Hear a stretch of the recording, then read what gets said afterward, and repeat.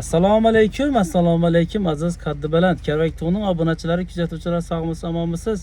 Biz siz bilan uchrashib turganimizda yanada xursandmiz. Bugun biza xudo xolasa bugungi temamiz sizlarga foydali bo'ladi deb umiddaman. Bugungi temamiz shirinlik haqida bo'ladi. Tort. Nega xushro'y, chiroyli va mazali tortlarni nega zakaz qilasiz desangizlar, nerda olasizlar desangizlar, buni bize Cengiyatida Nazokat akamizdan zo'r tortlardan, mazali tortlardan xudo xolasa bugun xarid qilamiz.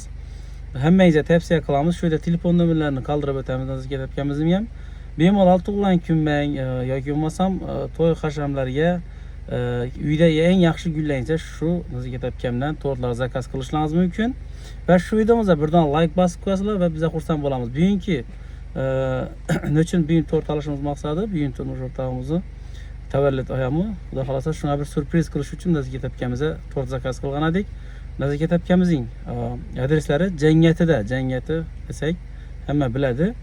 Xorazm viloyati Hazorasp tumani Cengiyati mahallasi desak Ahmedon deb ham aytiladi.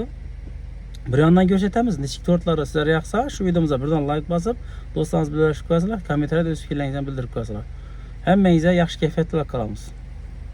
Aziz, hurmatli bizlarning kuzatuvchi obunachilarimiz, xudo xolasa yangi videomizni davom qildirgan holatda Nazokat akam yana keldik. O'shar Cengiyatida deb aytiladi ekan, Nazokat tortini. Xudo xolasa hozirina shu yerda bemalol zakaz etishingiz mumkin. Xohlagan turlardagi tortlamang, pishiriqlamang bemalol zakaz etishingiz mumkin. Nazokat akamiz hozir ko'rsatib o'tamiz. Men bugun xudo xolasa shu. Assalomu alaykum opa, yaxshimisiz? Nechsiz? Amonsiz? Ha, o'zingiz ham kelib keladigan bayramlar bilan. Nazokat aka, yana xudo xolasa zo'r zakonni bir mazali shirali tortlari sizdan navlab pishadi. Navlar o'zi to'ylari, nav doğulan gullara ham mo'jla zakaz olasiz, ha? Xudo xolasa. Ham mo'jla bor, ha? Zakaz bo'yicha bemalol inang. Xolodilnikda inang. Zakaz etib bemalol telefon bemalol zakaz etib inang. Bizga bugun xudo xolasa yana shuni zakaz etdik yana. Yani pishiriqlari hamma turdagisi bor, aqang. Hamma turdagisi bor. Xudo xolasa bemalol onajoningiz bo'laman, turmush o'rtog'ingiz bo'laman. Yo, bemalol zakaz etaverasizlar. Xudo xolasa telefon nomerlari eslatib o'tamizmi? Ko'rsatib o'tdikdan shundan bir eslatib o'ting yana bir 97 dan 360 1582 bir nomer meng bu.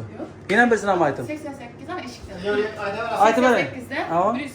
140 0029. Telegramda size üzerinin hukusundaki bir üzeri xohishindagi narsalar Telegramda tashlab bersalar, tayyorlab berasiz, aqang.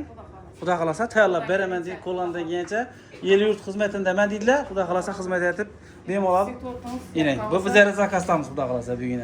Nazokat akam zo'r etib berdilar buni inang. Xudo xolasa. Inang. Salitlari. Inang salitlari bilan berdilar inang. Ko'p bag'asini aytaverasiz. Xudo xolasa bemalol murojaat etaverasizlar. Telefon nomerlari pastda yozib qoldiramiz. Yana bir marta o'zimiz ham bemalol bir Cengiyati o'shar deb aytiladi, aqang. Cengiyati o'shar deb.